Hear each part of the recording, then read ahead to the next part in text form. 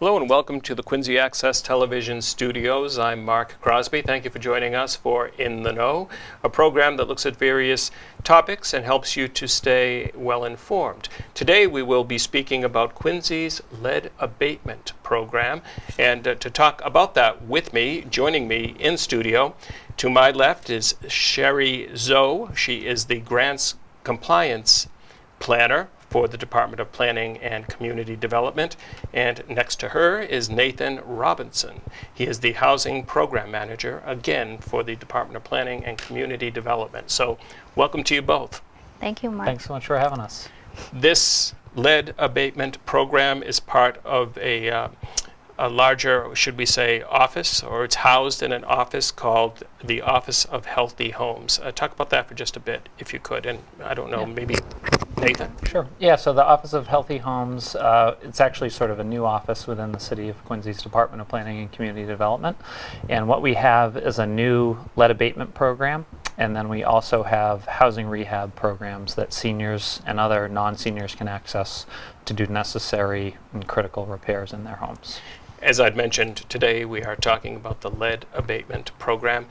And I guess let's talk about, well, folks know, I'm sure they know, that lead is poisonous. It's a poisonous metal, and it can have extremely damaging side effects to folks. Right. So lead, we can get exposed through a variety of ways. Mostly, through this program, we're looking at leads contained in paint. Because for properties built before 1978, back then most paints contain lead in them because they were made to be more durable. So for those properties, now we find out, lead is toxic, especially to children under 6 years old, because they are still developing. The lead can have effects on their systems, all body systems. We're talking about blood, brain, interior organs, kidney, etc. You often hear the worry that children will gnaw at like a windowsill or something to that extent, and if that contains lead, that of course right there is the damage. Right. And this program, we should mention, is for homeowners, obviously, tenants, and landlords. And we are going to kind of take each individually and talk about those, correct? Yes, yeah, absolutely. So it's what's really exciting is that the city is only one of 2 cities in Massachusetts that received this grant from the U.S. Department of Housing and Urban Development. So Quincy residents are unique in the state in even having access to the resources that are going to be available through the program, which is really fabulous. And before we get into those 3 categories, 75% of the homes in Quincy could be affected, correct? That's right. So presumably all 75% of the homes in Quincy were built before 1978. So most likely there are lead hazards in those homes. And we should mention also that this is a program that folks can view once, twice, a number of times. But there is a website and there is a phone number, so folks can find out more if they contact those avenues. Definitely, yep. So our website, it's at officeofhealthyhomes.org, and we can be reached at 617-376-1362. And as we mentioned, those 3 categories, homeowners, tenants, landlords, there are certain qualifications, but they all do encompass those 3.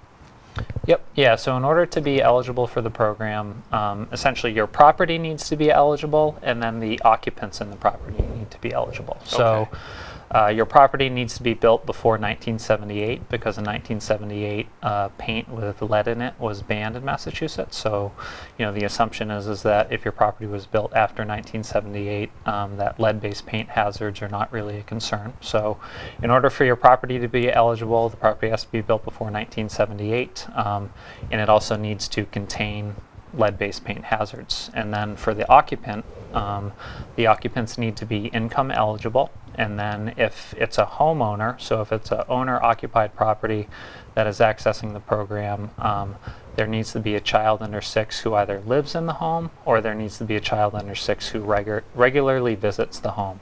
So regular visitation means that the child is there for at least 2 days a week, and during those, on each day, they're there for at least 3 hours, so a total of 6 hours per week. And landlords. Yep. So landlords can also access the program. So for landlords, they have to have occupants that are residing in a unit that are income eligible. And then what's different about the owner situation versus a tenant situation is that in a tenant situation, there actually it's not required that a child under 6 live in the home or visit the home. If the landlord does then rent the property, if the existing tenants leave, they would need to give preference, and they would need to advertise that households with children under 6 are encouraged to apply for that unit. Now, we should mention as well that there are tax incentives. That's right. For any unit that's been abated in Massachusetts, they are eligible to receive up to $1,500 in Massachusetts tax income credit. Which is dollar for dollar match. Right, and say if you have a triple decker, that would mean you get $4,500. Yeah. Could we take a look at some of the requirements as far as monetary yeah. Of course. requirements? I believe we do have a graphic that will be on screen. There it is. We can probably start here. We will note that the chart does go beyond what folks see on screen, and they should visit officeofhealthyhomes.org for an extended version. That's right. So, for example, if you're a family of 4, we're looking at a minimum, your income should be below $89,200 to meet the program income limit requirements. And that's gross household income, and it includes all members of the household who are over the age of 18 and are either earning income or have some other source of income. So if it's Social Security, what have you. So if there's an adult child who's living at the home, that their income would count in terms of the household income calculation. And if we could just, you dealt with 4, let's go from 3 down to 1. Yes. So with a family of 3, we'll be looking at $80,300. That's annual gross income. For a family of 2, you'll be looking at under $71,400. If it's just one person, we're looking at $62,450. Now, I see that you have quite a bit of material in front of you. We will talk about the application process in just a moment. But what, Nathan, I know you and I spoke about what folks in Quincy will be receiving in the mail in just a bit. So if you could go over some of the printed material that you do have. So in the next month, we're going to be sending out one of these flyers with water bills. So pretty much every household in Quincy is going to get one of these flyers. Not every household is going to be eligible, because there's a lot of households in Quincy that are over the income limit, but there's also several that are under the income limit. So when you see this flyer in your mail, don't just throw it away. You should take a look at it, because we might be able to assist you in getting the lead out of your home. And the application process, talk about that and what folks, they've watched this program. Yep. What's the next step? So they can contact us at the number we provided in the flyers, or it's again at 617-376-1362, and we'll ask the folks some questions, basic questions, to see if they might be eligible for the program. Once they are, we'll send them an application. We could assist them in completing the application with supportive documentation. So we'll be looking at the income pay stubs or tax returns, etc. So what you're saying is that you will assist in the completion of the application. Absolutely. Absolutely, yeah. And I mean, the application material, it's essentially sort of like what you would need to do if you were applying for a mortgage, or if you were a tenant that was applying to live in rental housing. You need to provide proof of your income so we can document and verify that you're below the income limits. So. And the monies that have been made available through HUD. So Yep. talk about that. You did briefly when you had mentioned that Quincy was benefited greatly from this, and I suppose because maybe they pursued it. Yeah, so as we mentioned, Quincy was only one of 2 communities in the entire state of Massachusetts to receive one of these grants.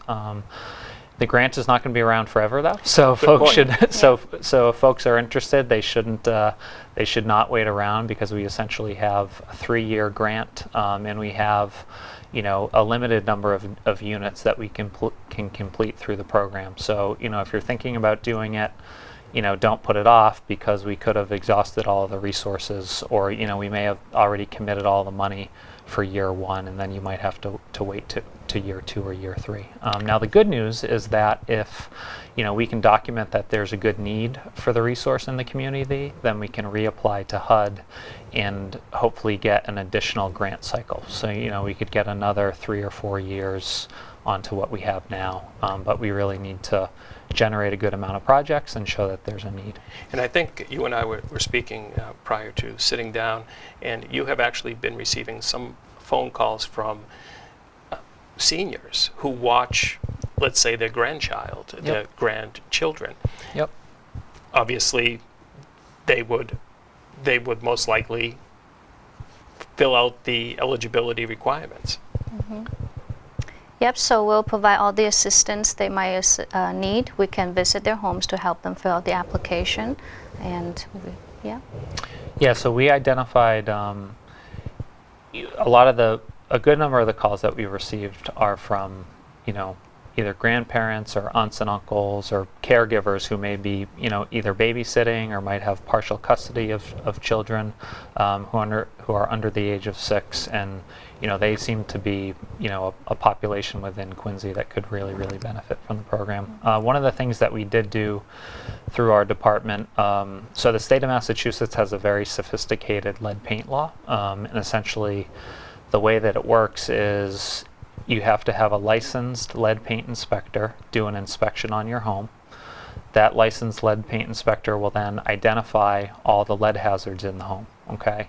Once that inspection is complete, it is then sent to the state's Childhood Lead Poisoning Prevention Program office, and that essentially, that inspection then becomes a record, and the inspection can be found in the state's Lead Safe Homes search database. So the state of Massachusetts actually has a database where every property that has been inspected with lead is listed. So if you're a homeowner and you're wondering if your home has ever been inspected, then you can go to, I would suggest Googling Massachusetts Lead Safe Home Search, and then you can search by the city of Quincy. You put in your the address of your home, and it'll tell you if an inspection has been done. And then it will also tell you if abatement work was done, because some people will have their home inspected and then they'll never move forward with the work that was done. Some people will have their home inspected and they will move forward with the work that's done. So if your home is inspected and then you have all the lead abated, that actually shows up in the state system as well. If your home was inspected and you didn't have the lead hazard abated, it'll just show up as an initial inspection was done, but there was no de-leading done. So what we actually did in the last month or so, we got a list of every property in Quincy that has been inspected through the state, that has been inspected by a state licensed inspector, and if they didn't do any lead abatement work, we sent them a letter just letting them know that this resource was available, and if they do have a child under 6 that's living in their home, it could be a great resource for them to tap into. Or if they're a landlord and they have occupants that that may have a child under 6, or they may be pregnant, because if it's a household with a pregnant woman, they can also apply. Because pregnant women can actually, they can absorb lead hazards through dust, and then they can pass them along to their unborn child.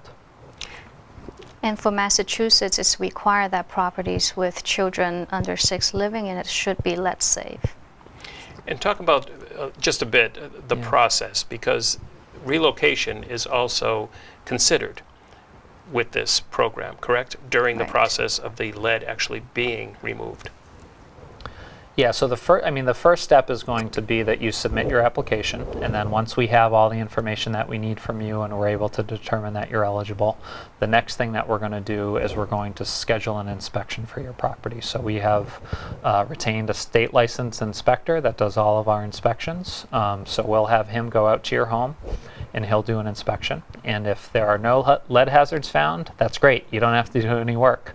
If there are lead hazards found, then he'll provide you with a copy of the inspection form, and then he'll give our department a copy of the inspection form.